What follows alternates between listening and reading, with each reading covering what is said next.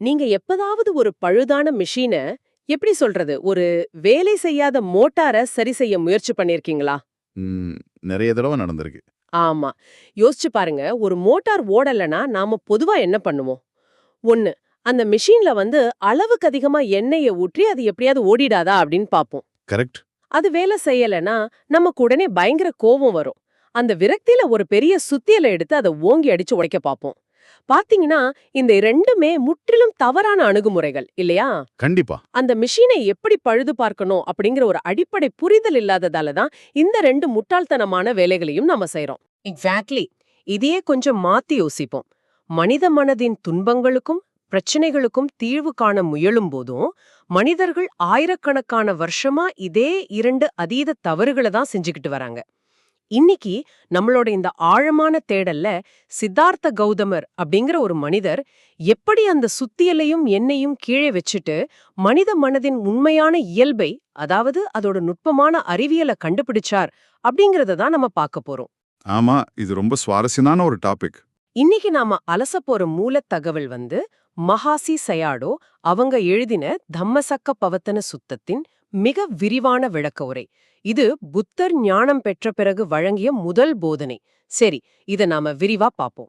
இந்த உரைய படிக்கும்போது நம்ம கவனிக்க வேண்டிய மிக முக்கியமான விஷயம் என்னவென்றால், இது ஏதோ ஒரு சாதாரண மத போதனையோ அல்லது எப்படி சொல்றது ஒரு குருட்டு நம்பிக்கையோ கிடையாது.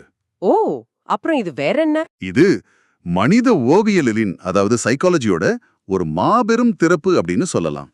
புத்தர் எடுத்த உடனே வானத்திலிருந்து வந்த தத்துவங்களை எல்லாம் பேசல. அவர் முதல்ல தான் சுயமாக பரிசோதித்து பார்த்து தோல்வியடைந்த அந்த எண்ணெய் மற்றும் சுத்தியல் அணுகுமுறைகளை பற்றி தான் பேசுறார். அதாவது மனிதர்கள் துன்பத்திலிருந்து தப்பிக்க வழக்கமாக தேர்ந்தெடுக்கும் அந்த 2 தவறான பாதைகள், சரியா? ஆமா, எக்ஸாக்ட்லி. அந்த முதல் பாதையை, அதாவது எண்ணெய் ஊற்றும் பாதையை முதல்ல பார்ப்போம். புத்தரின் ஆரம்பகால வாழ்க்கையை எடுத்துக்கிட்டோம்னா 16 வயசுல இருந்து 29 வயசு வரைக்கும் அவர் அரண்மனையில அனைத்து உலக சுகங்களையும் அனுபவிச்சார். அவருக்கு எந்த ஒரு துயரமும் தெரியாதவாறு ஒரு மாய உலகத்திலேயே அவர் வளர்க்கப்பட்டார். எல்லாமே அவருக்கு கிடைச்சது, ஒரு குறையும் இல்ல. இதத்தான் பாலி மொழியில காமசுகள்ளி காணோ யோகம் அப்படின்னு குறிப்பிடுறாங்க. அதாவது புலனின்பங்கள்ல முழுமையாக திளைத்திருப்பது. ஆனா இதுல இருக்கும் சிக்கல் என்னன்னா, இது ஒரு முடிவில்லாத சுழற்சியை உருவாக்குது. எப்படி சொல்றீங்க? அதாவது நீங்க ஒரு இன்பத்தை அனுபவிக்கும் போது உங்க மூளை ஆட்டோமேட்டிக்கா அடுத்த முறை அதை விட பெரிய இன்பத்தை தேடுது. ஒரு கட்டத்துல எந்த இன்பமும் உங்களுக்கு திருப்தியை தராது. இன்பங்களின் மீதான இந்த சார்பு நிலை உங்களை வெளிப்புற சூழ்நிலைகளின் அடிமையாகவே மாற்றிவிடும். ஒரு நிமிஷம் இருங்க. உலக இன்பங்களை அனுபவிப்பதுல என்ன தப்பு? அது மனிதர்களின் இயல்புதானே. பட்டினி கிடப்பதற்கு பதிலா சந்தோஷமா இருக்கிறத ஏன் ஒரு தவறான பாதைன்னு அவர் முடிவுக்கு வந்தாரு? சந்தோஷமா இருக்கிறதுல எந்த தவறும் இல்ல. ஆனா அந்த சந்தோஷங்கள் நிரந்தரமானவை அப்படின்னு நம்பி அதையே இறுக பற்றி கொள்வது, அதாவது கிளிங்கிங், அதுதான் பிரச்சனை. ஓ, அந்த பற்றுதல் தான் பிரச்சனையா? ஆமா, வயதானவர், நோயாளி, இறந்தவர் இவங்களையெல்லாம் பார்த்த பிறகு தன்னுடைய இந்த அரண்மனை வாழ்க்கை ஒரு பெரிய மாயை அப்படிங்கறத சித்தார்த்தர் உணர்கிறார். இந்த உலக இன்பங்கள் எதுவுமே மரணத்திலிருந்து தப்ப வழிகாட்டாது அப்படின்னு புரிஞ்ச உடனே அவர் நேர் எதிரான இன்னொரு எல்லைக்கு செல்றார். நீங்க முன்னாடி சொன்ன அந்த சுத்தியல் உதாரணம் அப்படிதானே? கரெக்ட், அதேதான். ஆமா. அவர் 6 வருஷம் காட்டுல பற்களை கடிச்சுக்கிட்டோம், மூச்சு அடக்கிக்கிட்டோம், பட்டினி கடந்தும் உடலை மிக கடுமையா வருத்திக் கொள்கிறார். சில நேரங்கள்ல ஒரு நாளைக்கு ஒரு அரிசிய மட்டுமே சாப்பிட்டு உயிர் வாழ்ந்திருக்கார். அவர் தன் உடலையே அடித்து நொறுக்க பாக்குறார். ரொம்ப கொடூரமான ஒரு பயிற்சி அது. ஆனா எனக்கு இங்க ஒரு கேள்வி வருது. ஏன் அந்த காலத்துல மனிதர்கள் பட்டினி கடந்தா ஞானம் வரும் அப்படின்னு நம்பினாங்க? உடலை வருத்துவதற்கும் மன அமைதிக்கும் என்ன சம்பந்தம் இருக்க முடியும்? அன்றைய பழங்கால இந்தியாவுல ஒரு வலுவான நம்பிக்கை இருந்துச்சு. அதாவது மனிதனின் ஆசைகளுக்கும் பாவங்களுக்கும் அவனுடைய உடல்தான் காரணம். அதனால அந்த உடலை எவ்வளவு தூரம் தண்டிக்கிறோமோ அவ்வளவு தூரம் ஆத்மா தூய்மை அடையும் அப்படின்னு நம்பினாங்க. ஓஹோ, உடல் தான் வில்லன் அப்படிங்கிற மைண்ட் செட். ஆமா, இத அத்தகிலம தானியோகம் அப்படின்னு சொல்லுவாங்க. ஆனா சித்தார்த்தர் இதையும் தன் சொந்த அனுபவத்துல பரிசோதித்து பார்த்தார். அவர் என்ன கண்டுபிடிச்சார் தெரியுமா? என்ன கண்டுபிடிச்சார்? உங்க உடல் தாங்க முடியாத வலியில துடிதுடிச்சுக்கிட்டு இருக்கும்போது உங்களால எப்படி மனதை குவித்து தியானம் செய்ய முடியும்? உடலை வருத்துவது உங்களை உடல் ரீதியாகவும் மன ரீதியாகவும் சோர்வடைய செய்யுமே தவிர அது எந்த தெளிவையும் தராது. அதுவும் லாஜிக் தான். அது அறியாமையத்தான் வளர்க்கிறது அப்படிங்கிற உண்மையா அவர் ரொம்ப தெளிவா கண்டறிந்தார். ஆஹா, இன்பம் வெள்ளம் மூழ்கி கிடப்பதும் வேலை செய்யல, உடலை தண்டிப்பதும் வேலை செய்யல. இந்த 2 முரண்பட்ட எல்லைகளுமே தோல்வி அடைஞ்சிருச்சு அப்படின்னா, அவர் கண்டுபிடித்த அந்த மாற்று வழிதான் என்ன? எப்படி அந்த மனதின் இயந்திரத்தை அவர் சரி செய்தார்? அந்த மாற்று வழிதான் புகழ்பெற்ற மத்திம வழி அல்லது மிடில் வே. இந்த மத்திம வழி என்பதுதான் 8 அங்கங்களைக் கொண்ட அஷ்டாங்க மார்க்கம் எனப்படுகிறது. இந்த 8 வழிகளை பொதுவாக சீலம், சமாதி, பிரக்ஞா என 3 பிரிவுகளாக பிரிக்கலாம். அதாவது ஒழுக்கம், மனக்குவிப்பு, ஞானம். சரியா? ஆமா, சரியா சொன்னீங்க. இந்த மத்திம வழிய பற்றி மகாசி சயாட்டோவின் உரையில ஒரு அற்புதமான உருவகம் வருது. இந்த அஷ்டாங்க மார்க்கம் என்பதை ஒரு அமைதியான ரதம், அதாவது ஒரு சைலண்ட் சேரியட் அப்படின்னு புத்தர் ஒப்பிடுகிறார். சத்தமில்லாமல் உங்களை உங்கள் இலக்குக்கு கொண்டு சேர்க்கும் ஒரு வாகனம் அது. ம், ஆனா எனக்கு இந்த உருவகம் கொஞ்சம் குழப்பமாக இருக்கு. 8 விதமான தத்துவ விதிகள் எப்படி ஒரு ரதமாக, ஒரு வாகனமாக செயல்படும்? ஒரு ரதம்னா பயணத்தின் போது நம்ம கீழே விழாமல் இருக்க ஏதாவது பாதுகாப்பு இருக்கணுமே. அந்த பாதுகாப்பு தான் ஹிரி மற்றும் ஒத்தப்பம் அப்படின்னு பாலி மொழியில சொல்லப்படும் 2 உணர்வுகள். அதுக்கு என்ன அர்த்தம்? அதாவது தீய செயல்கள் மீதான வெட்கமும் பயமும். இந்த 2 உணர்வுகளும் தான் அந்த ரதத்தின் இருக்கையின் சாய்மானம், அதாவது பேக்ரெஸ்ட் போல செயல்பட்டு நீங்க அந்த தார்மீக பாதையிலிருந்து கீழே விழுந்து விடாமல் தாங்கி பிடிக்குது. ஒரு நிமிஷம், வெட்கமும் பயமும் பாதுகாப்பா? இது என்ன புது முரண்பாடாக இருக்கு? பொதுவாகவே ஆன்மீகம் என்றாலே பயத்திலிருந்து விடுபடுவது அப்படின்னு தானே சொல்வாங்க. இங்க ஏன் பயத்தையும் வெட்கத்தையும் ஒரு கருவியாக பயன்படுத்துறாங்க? இது மன அழுத்தத்தை அதிகப்படுத்தாதா? நீங்க கேக்குறது புரியுது. ஆனா இது சமூகத்தின் முன்னால அவமானப்படுவோம் அப்படிங்கிற அந்த நச்சத்தன்மையான வெட்கம் கிடையாது. இது உங்களின் சொந்த மனசாட்சியின் குரல். ஓ, செல்ஃப் அவேர்னஸ் மாதிரி சொல்றீங்களா? ஆமா. இப்போ ஒரு நெருப்ப தொட்டா சுடும் அப்படிங்கிற பயம் உங்களுக்கு இருக்கு இல்லையா? அது உங்களை பாதுகாக்கும் ஒரு விழிப்புணர்வு. அதே போல ஒரு தவறான செயலை செய்தால் அது நமக்கும் பிறருக்கும் பெருந்துன்பத்தை தரும் அப்படிங்கிற தெளிவான புரிதலால் வரும் பயம் இது. அருமையான விளக்கம். இது உங்களுக்கு குற்ற உணர்ச்சியில தள்ளாது. மாறாக தவறான பாதையில செல்லாமல் உங்களை பாதுகாக்கும். புரியுது. சரி, சாய்மானம் கிடைச்சிடுச்சு. ஆனா வாழ்க்கை பயணம் என்பது ஒரு போர்க்களத்தை போன்றது. எத்தனையோ பிரச்சனைகள், கோபங்கள், தூண்டுதல்கள் வெளியிலிருந்து வந்துகிட்டே இருக்கும். அந்த ரதத்திற்கு ஒரு கூரை வேண்டாமா? கண்டிப்பா வேணும். பயணத்தின் போது வெளியிலிருந்து எரியப்படும் கற்களோ அல்லது கொளுத்தும் வெயிலோ நம்ம மீது விழாம தடுக்க ஒரு கவசம் தேவையே. அந்த ரதத்தின் கூரைதான் நினைவாற்றல் அல்லது சதி, அதாவது மைண்ட்ஃபுல்னஸ். இதை நாம மிக தெளிவாக புரிஞ்சுக்கணும். நினைவாற்றல் அப்படின்னா ஏதோ கண்களை மூடிக்கிட்டு அமைதியாக உட்கார்ந்திருக்கிறது கிடையாது. அப்புறம் ஒவ்வொரு கணமும் உங்கள் உடலிலும் மனதிலும் என்ன நடக்குது அப்படிங்கிறத ஒரு சாட்சியாக நின்று கவனிப்பது. இப்போ யாராவது உங்களை திட்டுறாங்கன்னு வைப்போம், உங்களுக்குள் கோபம் எழும். ஆமா, அது இயல்புதான். அந்த சமயத்துல ஆஹா, எனக்குள் இப்போ கோபம் எழுகிறது அப்படின்னு உங்களால விழிப்புணர்வுடன் கவனிக்க முடிஞ்சா அந்த பிரச்சனை என்ற கல் உங்கள் மீது விழாமல் தடுக்கப்படுகிறது. அதுதான் உங்கள் கூரை. Wow, super. கூரை தயார், இருக்கையும் தயார். ஆனா இந்த ரதத்தை ஓட்டிச் செல்ல ஒரு ஓட்டுநர் தேவையே. ஓட்டுநர் இல்லாம இது எப்படி சரியான திசையில நகரும்? சரியான பார்வை, அதாவது ரைட் வியூ என்பதே இந்த ரதத்தை ஓட்டிச் செல்லும் ஓட்டுநர்.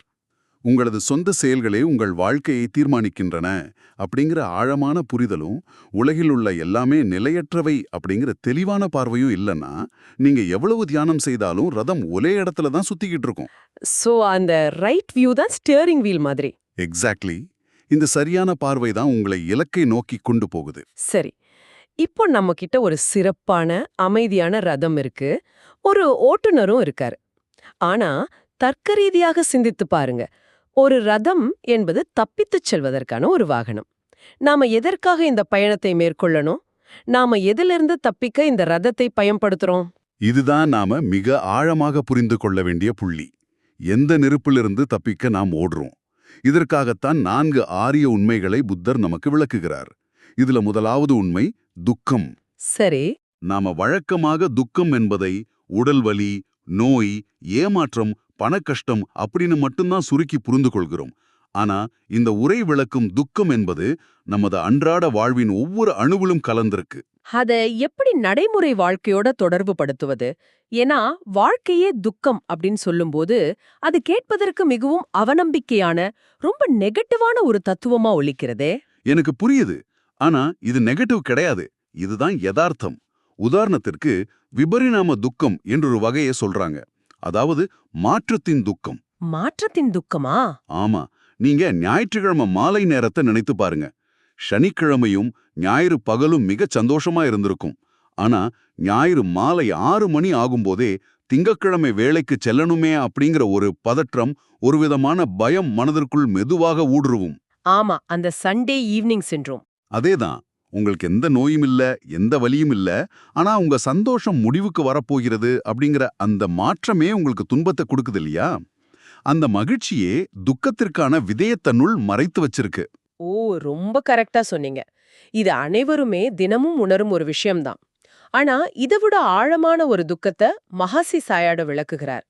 பஞ்ச உபாதான ஸ்கந்தங்கள் எனப்படும் இந்த ஒட்டுமொத்த உடல் மன அமைப்பே ஒரு மாபெரும் துக்கம் என்கிறார். ம் இது படிக்கும்போது ரொம்ப கடினமான வார்த்தையா தெரியுது. இது எப்படி எளிமையா புரிஞ்சுக்குவது? இத ஒரு நீர்வீழ்ச்சியோட ஒப்பிட்டு பாருங்க.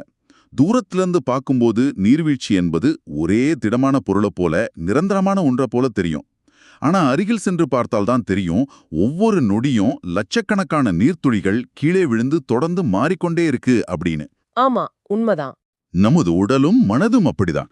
நாம இது நான் அப்படின்னு ஒரு திடமான அடையாளத்தை உருவாக்கிக்கிறோம். ஆனா உண்மையில உடலின் செல்களும் மனதின் எண்ணங்களும் ஒவ்வொரு மில்லி செகண்டிலும் தோன்றி மறைந்து மாறிக்கொண்டே இருக்கு. தொடர்ந்து மாறிக்கிட்டே இருக்கு. ஒரு ஓடும் நதிய பனிக்கட்டி போல உறைய வைக்க நினைத்தால் எப்படி ஏமாற்றமும் வலியும் மிஞ்சுமோ, அது போலத்தான் தொடர்ந்து மாறிக்கொண்டே இருக்கும் இந்த உடல் மன அமைப்பை நிரந்தரம் என்று நினைத்து பற்றிக்கொள்வது துக்கத்தை தருது. இந்த இடத்துல எனக்கு ஒரு அற்புதமான ஒப்பீடு நினைவுக்கு வருது. உலக இன்பங்கள் என்பவை ஒரு அரக்கியை போன்றவை அப்படின்னு இந்த உரையில ஒரு இடத்துல குறிப்பிடப்பட்டிருக்கு. ஆமா, அந்த ஒக்ரஸ் அனாலஜி. இது எவ்வளவு துல்லியமானது! அந்த அரக்கி முதல்ல மயக்கும் அழகோடு வருவாள், நம்ம ஈர்ப்பாள், நமக்கு அளவில்லாத மகிழ்ச்சியை தருவது போல நடிப்பாள். நாம் அவளை முழுமையாக நம்பி பாதுகாப்பாக உணரும்போது கடைசியில நம்மளைய முழுங்கிடுவாள். ரொம்ப ஆபத்தான விஷயம் அது. ஆமா, பிரச்சனை என்னவென்றால் அந்த அரக்கியிடம் நாம கட்டாயப்படுத்தப்பட்டு செல்வதில்லை, நாமாகவே ஆசைப்பட்டு சிரித்துக் கொண்டே சென்று சிக்குகிறோம். மிகச்சரியாக சொன்னீங்க. நாமாகவே தேடி சென்று சிக்கிறோம் பாருங்க. அந்த தூண்டுதல் தான் இரண்டாவது ஆரிய உண்மை. அதாவது ஆசை அல்லது தன்ஹா. இதுதான் எல்லா துன்பங்களுக்கும் ஆணிவேரான இயந்திரம். சரி, இந்த ஆசையை எப்படி வகைப்படுத்துறாங்க? இந்த ஆசையை உரை 3 வகையாக பிரிக்குது. முதல் வகை காம தன்ஹா, அதாவது புலன் இன்பங்கள் மீதான தனியாத தாகம், எவ்வளோ கிடைச்சாலும் இன்னும் வேணும் அப்படிங்கிற பசி. இரண்டாவது பவ தன்ஹா, நான் நிரந்தரமாக வாழணும் அல்லது மேலுலகங்கள்ல பிறந்து நிரந்தர இன்பத்தை அனுபவிக்கணும் அப்படிங்கிற ஆசை.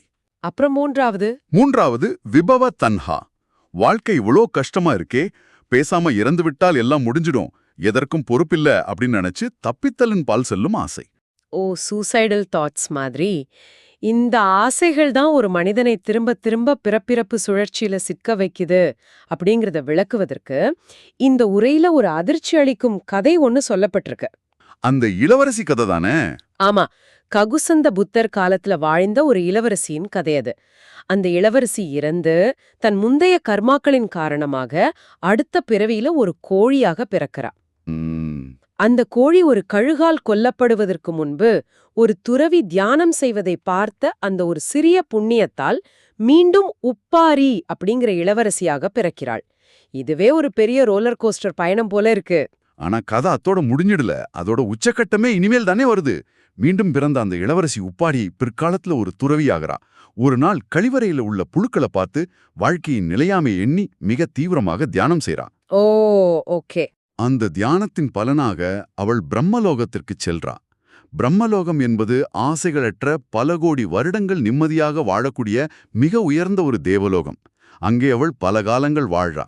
ஆனா அங்கும் அவளுடைய ஆயுள் ஒரு நாள் முடியுது. அதன் பின் அவள் எங்கே பிறந்தாள் தெரியுமா? எங்க பிறந்தாங்க? கௌதம புத்தர் காலத்துல ஒரு சாதாரண பன்றிக்குட்டியாக பிறக்கிறா. ஒரு நிமிஷம் நில்லுங்க. இது கேட்பதற்கு நியாயமே இல்லாதது போல தோணலையா? ஒருத்தி கடுமையாக தியானம் செய்து கழிவறையில் அமர்ந்தெல்லாம் தியானம் செய்து மிக உயர்ந்த பிரம்மலோகத்திற்கு செல்றா. அங்கே நிம்மதியாக வாழ்ந்தவள் அங்கிருந்து நேரடியாக எப்படி ஒரு பன்றிக்குட்டியாக கீழே விழ முடியும்? அங்கே அவள் எந்த பாவமும் செய்திருக்க வாய்ப்பில்லையே.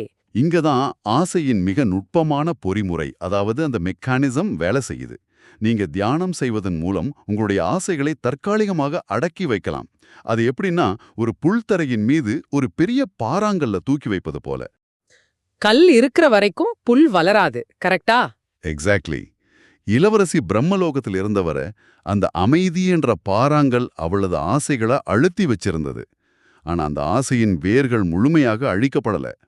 பிரம்மலோகத்துல அவளது ஆயுள் முடிஞ்சு அந்த பாறாங்கல் நகர்த்தப்பட்டவுடன் அவளுக்குள் ஆழமாக புதைந்திருந்த வாழ்வின் மீதான பற்று மீண்டும் முளைக்கத் தொடங்கிடுச்சு. ஓ, அந்த லேட்டன்ட் கிரேவிங். ஆமா, அவளது முந்தைய பிறவிகளின் பழக்க வழக்கங்களும் கர்ம வினைகளும் ஒன்று சேர்ந்து அவளை ஒரு பன்றிக்குட்டியின் உடம்புல கொண்டு வந்து தள்ளிடுச்சு. இதுதான் ஆசையின் கொடூரம். நீங்க எவ்வளோ உயரத்துல இருந்தாலும் வேர்களை பிடுங்கி எறியாதவரை அந்த ஆசை உங்களை மீண்டும் அதலபாதாளத்துல இழுத்து போட்டுடும். My God. ஆகவே ஒரு தற்காலிகமான அமைதியோ ஏன் சொர்க்கத்திற்கு செல்வதோ கூட இந்த தொடர்ச்சியான துன்ப சுழற்சியில இருந்து உங்களை நிரந்தரமாக காப்பாற்றாது என்பது தெளிவாக புரியுது. அப்படியென்றால் அந்த ஆசையின் வேர்களை எப்படி முழுமையாக பிடுங்கி எறிவது? இந்த துன்பங்களுக்கு ஒரு நிரந்தர தீர்வை கிடையாதா? தீர்வை நோக்கித்தான் நாம இப்ப பயணிக்கிறோம். அதுக்குத்தான் 3வது மற்றும் 4வது ஆரிய உண்மைகள் தேவை. சொல்லுங்க. 3வது உண்மை நிரோதம், அதாவது துன்பத்தை நிறுத்துதல் அல்லது ஆசையின் வேர்களை முழுமையாக அழித்தல். 4வது உண்மை மார்க்கம், அதாவது அந்த துன்பத்தை நிறுத்துவதற்கான வழியை பின்பற்றுதல். நம்ம முன்னரே பார்த்த அந்த அமைதியான ரதத்தை ஓட்டுவதுதான் இந்த மார்க்கம். ஓ, அந்த சைலண்ட் ஷேரியட்டை யூஸ் பண்றது. ஆமா, இதத்தான் சித்தார்த்தர் முழுமையாக உணர்ந்து புத்தனான பிறகு இசிபதனாவில் அந்த 5 துறவிகளுக்கும் போதிக்கச் சென்றார். ஆனா அந்த சந்திப்பு ஒன்னும் எளிதாக நடந்து விடலையே. அந்த 5 துறவிகளும் புத்தர் தூரத்திலிருந்து வருவதை பார்த்த போதே அவரை நிராகரிக்க முடிவு செஞ்சுட்டாங்க. இவன் 6 வருஷம் நம்மோட சேர்ந்து கடுமையாக பட்டினி கிடந்தான். அப்போதெல்லாம் இவனுக்கு ஞானம் கிடைக்கல. இப்போ அந்த பாதையை கைவிட்டுட்டு வயிறு முட்டை சாப்பிட்டு ஆரோக்கியமாக இருக்கான். இவனுக்கு எப்படி ஞானம் கிடைக்கும் அப்படின்னு நினைச்சாங்க. ஆமா, அவங்க இன்னும் அந்த உடலை வருத்துவதுதான் தவம் அப்படிங்கிற பழைய சுத்தியல் மனநிலையிலேயே சிக்கியிருந்தாங்க. அவங்கள அந்த மனநிலையிலிருந்து வெளியே கொண்டு வர புத்தர் மிகவும் தைரியமாக தன் அதிகாரத்தை நிலைநாட்ட வேண்டியிருந்தது. அவர் அவங்க கிட்ட பரிதாபமாக கெஞ்சல. மாறாக, நான் யாருடைய உதவியும் இல்லாமல், எந்த கடவுளின் அருளும் இல்லாமல் தானாகவே மரணமில்லா பெருநிலையை அடைந்து விட்டேன் அப்படின்னு ஒரு சிங்கத்தின் கர்ஜனையைப் போல கேட்கிறார். பயங்கரமான ஒரு கான்ஃபிடன்ஸ். அவருடைய அந்த அபாரமான நம்பிக்கைய பார்த்த பிறகுதான் அவங்க போதனையை கேட்கவே சம்மதிக்கிறாங்க. அந்த போதனையின் உச்சக்கட்டம்தான் ஒரு மாபெரும் ஆஹா தருணம் அப்படின்னு சொல்லலாம்.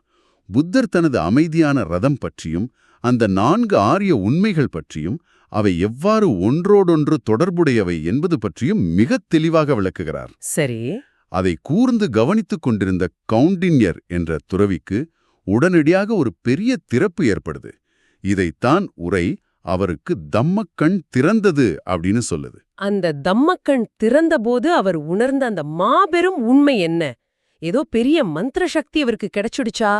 எந்த மந்திர சக்தியும் கிடையாது. பிரபஞ்சத்தின் மிக எளிமையான ஆனால் அறிவதற்கு மிக கடினமான ஒரு உண்மையை அவர் தன் உடல் அணுக்கள் தோறும் உணர்கிறார். அது என்ன உண்மை?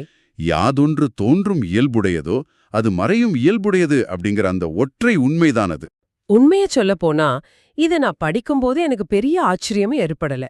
தோன்றுவது மறையும் என்பது ஒரு சாதாரணமான தத்துவம் தானே. இது எப்படி ஒரு மனிதனின் ஒட்டுமொத்த துன்பத்தையும் அழிக்கும் மாபெரும் திறப்பாக இருக்க முடியும்? அது சாதாரண தத்துவமாக தெரிவதற்கு காரணம் நாம் அதை வெறும் வார்த்தைகளாக படிக்கிறோம். ஆனா கவுண்டீனியர் அதை வெறும் தத்துவமாக புரிந்து கொள்ளல, அதை தன் சொந்த அனுபவமாகவே உணர்ந்தார். கொஞ்சம் விளக்கமா சொல்றீங்களா? கண்டிப்பா. இதை ஒரு உதாரணத்தோடு சொல்றேன். உங்களுக்கு ஒரு தாங்க முடியாத தலைவலி வருதுன்னு வச்சுப்போம். நீங்க அந்த வலிய என் தலைவலி எனக்கு மிகவும் வலிக்கிறது அப்படின்னு உங்களோட அடையாளப்படுத்திக் கொள்கிறீர்கள். நீங்களும் அந்த வலியும் ஒன்றாகி விடுறீங்க. ஆமா, வலிக்கும்போது வேற எதை பத்தியும் யோசிக்க முடியாது. ஆனா தம்ம கண் திறந்து ஒருவரால் அந்த வலியை தன்னிடமிருந்து பிரித்து பார்க்க முடியும். ஆஹா, ஒரு வலி இப்போ தோன்றியிருக்கு, இது தோன்றும் இயல்புடையது என்பதால் இது நிச்சயம் மறையும் இயல்புடையது அப்படின்னு அவரால் ஒரு சாட்சியாக நின்று கவனிக்க முடியும். ஓ, ஒரு டிட்டாச்மெண்ட் மாதிரி. எக்ஸாக்ட்லி. வலி என்பது வானத்துல தோன்றும் ஒரு மேகம் போல. நீங்க அந்த வானம் போல. மேகங்கள் வரும் போகும், ஆனா வானத்துக்கு அதனால எந்த பாதிப்பும் கிடையாது. இந்த உண்மையை முழுமையாக உணரும்போது உங்களுக்குள் இருக்கும் அந்த நான் என்ற அகங்காரம் உடைகிறது. ஆசையின் வேர்கள் கருகுகின்றன. இது மிகப்பெரிய சிந்தனை. ஆக நான் இப்போ ஒரு புத்தகத்தை படிச்சுட்டு ஆமாம் எல்லாமே தோன்றி மறையும் அப்படின்னு மூளையால் புரிந்து கொண்டு விட்டால் எனக்கு ஞானம் வந்து விடுமா? அந்த துன்பச் சுழற்சி நின்று விடுமா? நிச்சயமா இல்ல. வெறும் புத்தகங்களை படிப்பதாலோ அல்லது நாம இப்ப பேசுவதை கேட்பதாலோ மட்டும் இந்த ஞானம் வந்துவிடாது. அப்புறம் எப்படித்தான் வரும்? இதைத்தான் மகாசி சயாடோ தனது விளக்க உரையில மீண்டும் மீண்டும் அழுத்திச் சொல்றார். அறிவுபூர்வமான புரிதல் என்பது உணவகத்தின் மெனு கார்டை பார்ப்பது போல. விபஸ்ஸனா அல்லது உள்நோக்கு தியானம் செய்து ஒவ்வொரு கணமும் உங்கள் உடலிலும் மனதிலும் தோன்றி மறையும் எண்ணங்களையும் உணர்வுகளையும் நேரடியாக கவனிப்பதுதான் அந்த உணவை சாப்பிடுவது போல. ரொம்ப அருமையான ஒப்பீடு. நீங்களாகவே சாப்பிட்டால் மட்டுமே உங்கள் பசி தீரும். நேரடி அனுபவமே உங்களை விடுவிக்கும். வாவ்! ஆக நமது இந்த ஒட்டுமொத்த ஆழமான தேடலின் முடிவு இதுதான். புத்தர் தன் சீடர்களிடம் தான் சொல்வதை அப்படியே கண்மூடித்தனமாக நம்பும்படி எந்த இடத்திலும் கட்டளையிடல. அவர் எந்த மதத்தையும் பரப்ப வரல. மாறாக ஒவ்வொருவரையும் தங்களது சொந்த மனதை கூர்ந்து கவனித்து இந்த அமைதியான ரதத்தை சுயமாக ஓட்டி பார்க்கும்படி ஒரு மாபெரும் லேப் மேனுவலை கொடுத்துவிட்டு போயிருக்கார். ஆமா, 100% உண்மை. இது மனித மனதை பற்றிய மிக துல்லியமான அனுபவபூர்வமான அறிவியல். இதை கேட்டுக்கொண்டிருக்கும் நீங்க இத உங்கள் சொந்த வாழ்க்கையில எப்படி பொருத்தி பார்க்க போறீங்க? யோசிக்க வேண்டிய விஷயம். அடுத்த முறை உங்களுக்கு ஒரு பெரிய கோபம் வரும்போதோ, ஒரு பொருள் மீது அடக்க முடியாத ஆசை வரும்போதோ, அல்லது ஒரு வலி வரும்போதோ, அதை உடனே தீர்க்க போராடாமல் ஒரு சில நொடிகள் அமைதியாக நின்று இது தோன்றி மறையும் ஒரு நிகழ்வு அப்படின்னு உங்களால நேரடியாக காண முடியுமா? உங்களது அந்த அமைதியான ரதத்தின் ஓட்டுநராக உங்களால மாற முடியுமா? இதுதான் நீங்க உங்களுக்குள் கேட்டுக்கொள்ள வேண்டிய மிக முக்கியமான கேள்வி. இத முயற்சி செய்து பாருங்க. இவ்ளோ நேரம் கேட்டதுக்கு ரொம்ப நன்றி. இந்த Tamil voice reach channel monetisation இல்லாம தான் நடக்குது. இந்த ஆடியோ புத்தகம் உங்களுக்கு பயன் தருது என்று நினைத்தால் இந்த முயற்சி தொடர்ந்து போக உங்க ஆதரவு மிகவும் உதவும். என்னுடைய இந்த முயற்சிக்கு நன்கொடை அளிக்க விருப்பம் இருந்தால் டிஸ்கிரிப்ஷன்ல கொடுக்கப்பட்டுள்ள UPI ID மூலம் வழங்கலாம். உங்களால் முடிந்த அளவு போதும். சிறிய ஆதரவும் பெரிய உதவிதான். இந்த வீடியோ உங்களுக்கு பயனுள்ளதாக இருந்தால் சப்ஸ்கிரைப் பண்ணுங்க. மற்றவர்களுக்கும் பகிர்ந்து கொள்ளுங்கள். இந்த கருத்துக்கள் அவர்களுக்கும் தேவையாக இருக்கலாம். லைக் பண்ணுங்க. உங்க கருத்துக்களை கமெண்ட்ல பகிருங்க. மனப்பூர்வமான நன்றி.